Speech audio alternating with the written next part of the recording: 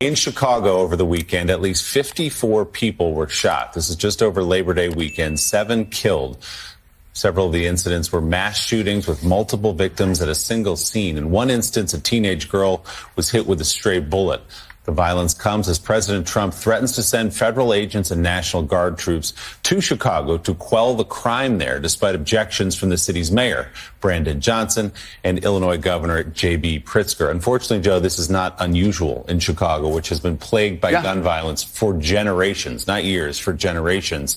54 people shot this weekend in Chicago, 7 killed. I mean, and those numbers just keep piling up. The concern is you have leaders in Chicago that see this. As you say, we've been reading about this for years now, every weekend, and maybe crime has gone down. But, you know, we had the mayor of Chicago on last week saying, oh, we don't need any more police officers. Police officers aren't the answer.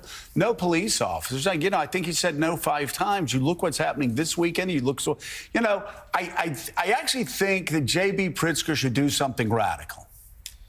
I think he should pick up the phone, call the president, and say, you know and I know you don't have the constitutional authority to deploy the National Guard here and to police my you can do that in D.C., you can't do that in Chicago.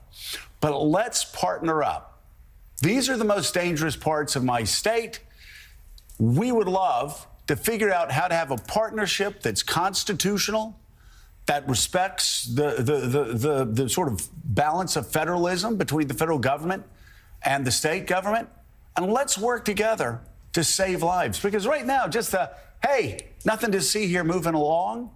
No problem here. Hey, Donald Trump, we don't need you. And, you know, the mayor talking about we're going to protect people's dignity in our city. Well, protect their lives. That's protecting their dignity. You know, it would be radical for us to figure out a way to actually do what I've been saying from the very beginning on Washington, and that is seeing politicians creating partnerships that protect their people. Yeah. I think that it's interesting to watch Pritzker and Mayor Johnson work together. Mayor Muriel Bowser we don't have a governor here in D.C., and so we didn't have to work with anybody kind of in the state ahead of them. Mayor Johnson has been really, really forthright and pretty blatant when it comes to criticism of this rollout. I think that it's been interesting to watch Pritzker, who's been a little bit more nuanced. I hope he's able to get there a bit more. But at the end of the day, people in Chicago care about crime, and Democrats are underwater when it comes to law enforcement and law and order. Are you prepared to defend this land that was built by slaves, a land that was built by indigenous people, a land that is built by workers? Are you prepared to defend this land? The people united will always prevail. I need you all to stand firm, to stand strong.